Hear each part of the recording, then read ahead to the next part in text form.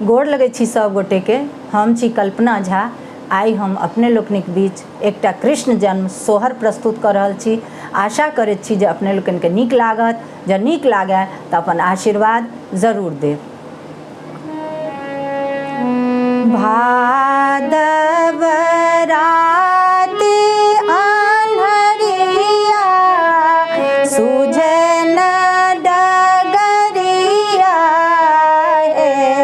आहे भादव रात अन्हरिया सूझे न डगरिया रे ललना रे तिथि कृष्ण पक्ष कन्हैया जी जन्म लेल रे ललना रे अष्टमी तिथि कृष्ण पक्ष कन्हैया जी जन्म लेल रे।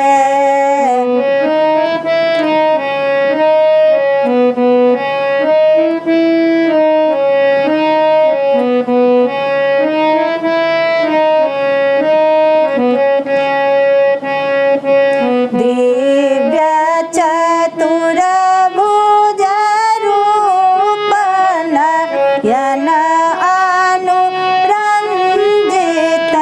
है आहे दिव्य चतुर भुज रूप नयन अनुरंजित रे ललना रे घुंघरल केश देखैत बड़ सुंदर रे ललना रे घुंघरल केश देखैत बड़ सुंदर रे।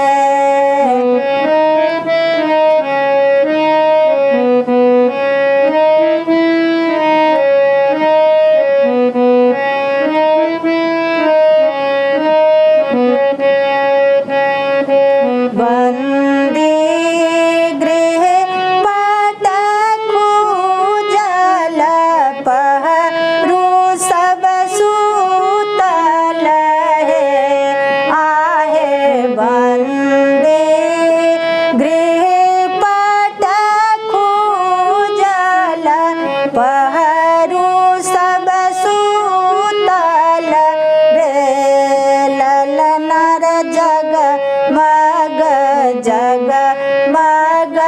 ज्योति लखाए बड़ अचरज रे ललना रे जगमग ज्योति लखाए बड़ अचरज रे।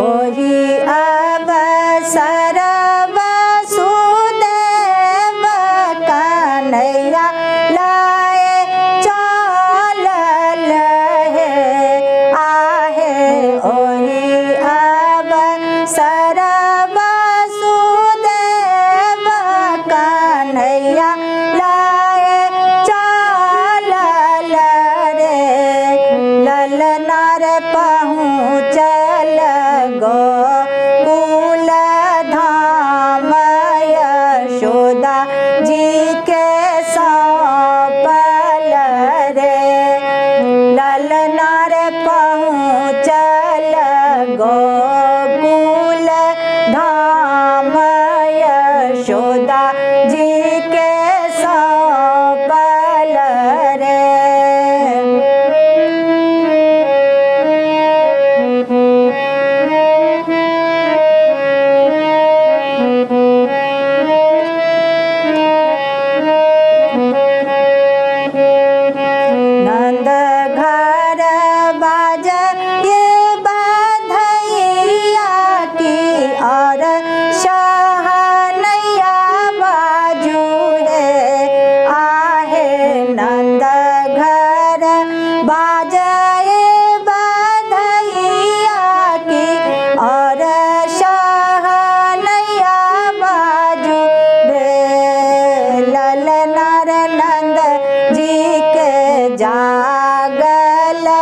भाग सुनंदा गा